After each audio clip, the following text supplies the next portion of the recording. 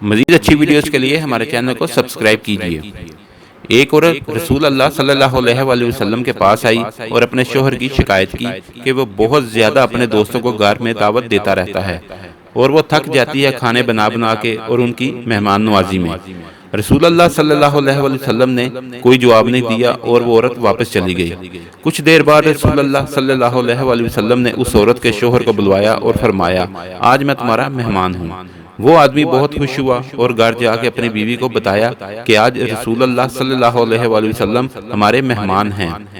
اس کی بیوی بڑی خوش ہوئی اور وقت لگا کر محنت سے ہر اچھی چیز تیار کرنے میں مصروف عمل ہو گئی۔ اس زبردست پرتکلف دعوت کے بعد رسول اللہ صلی اللہ علیہ وآلہ وسلم نے اس شخص سے کہا کہ اپنی بیوی سے کہنا کہ اس دروازے کو دیکھتی رہے جس سے میں جاؤں گا۔ تو اس کی بیوی نے ایسا ہی کیا اور دیکھتی رہی کہ کس طرح رسول اللہ صلی اللہ علیہ وآلہ وسلم کے گھر سے نکلتے ہی آپ کے پیچھے بہت سے حشرات، بچھو اور بہت سے مہلک حشرات بھی گھر سے باہر نکل گئے، اور یہ عجیب و غریب منظر دیکھ کر وہ بے ہوش ہو گئی۔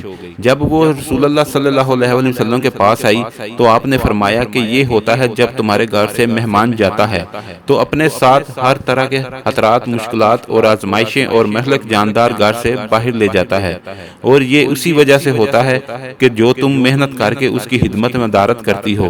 جس گھر میں مہمان آتے جاتے رہتے ہیں اللہ اس گھر سے محبت کرتا ہے۔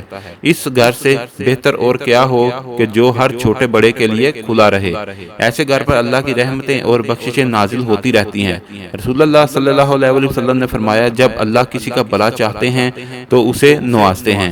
انہوں نے پوچھا، کس نام سے اے اللہ کے رسول صلی اللہ علیہ وآلہ وسلم؟ آپ نے فرمایا، مہمان اپنا نصیب لے کر آتا ہے اور جاتے ہوئے گھر والوں کے گناہ اپنے ساتھ لے جاتا ہے۔ میرے عزیزو، جان لو کہ مہمان جنت کا راستہ ہے۔ رسول اللہ صلی اللہ علیہ وسلم کا ارشاد ہے، جو اللہ اور روز آخر پر ایمان رکھتا ہے وہ اپنے مہمان کے ساتھ بے لوث ہو۔ اگر آپ کو ہماری ویڈیو اچھی لگی ہے تو اس کو لائک اور شیئر کریں اور کمنٹ میں اپنی رائے کا اظہار ضرور کیجیے۔ شکریہ۔